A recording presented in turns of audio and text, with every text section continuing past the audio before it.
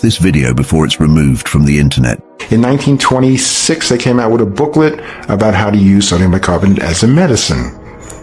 Sodium bicarbonate is probably the most useful substance there is. There are books that talk about hundreds of common uses, cleaning the refrigerator, dealing with diaper rash.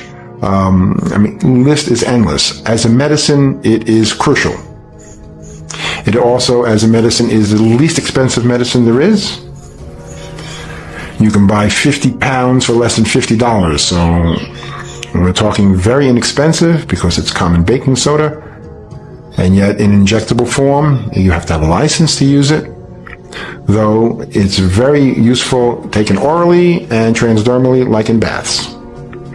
In fact, it's so useful, I put it in between my toes to control toe fungus in between my toes.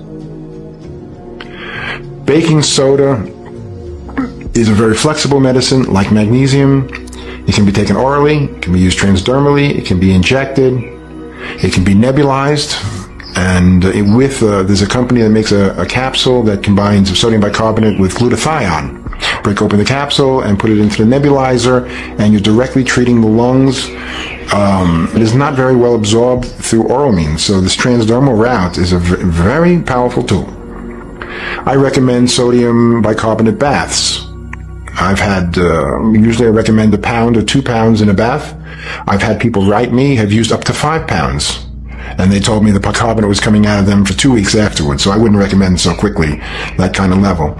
But starting out with 1 pound of sodium bicarbonate and 1 pound of magnesium chloride bath flakes or Dead Sea salt.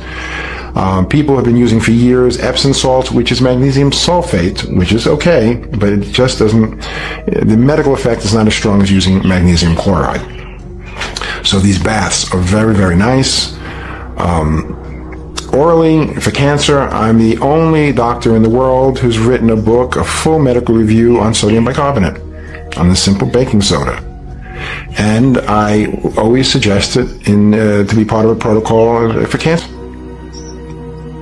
This is a very important point because there are many reasons to sustain and quite a bit of clinical and experimental science to sustain Dr. Tullio Simoncini from Rome, his use of sodium bicarbonate in treatment, also in the treatment of kidney disease, also in the treatment of diabetes.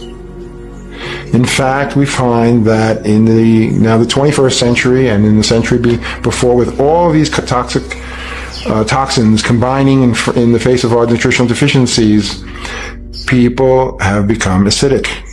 The modern or normal condition of human beings or of our patients is they're acid.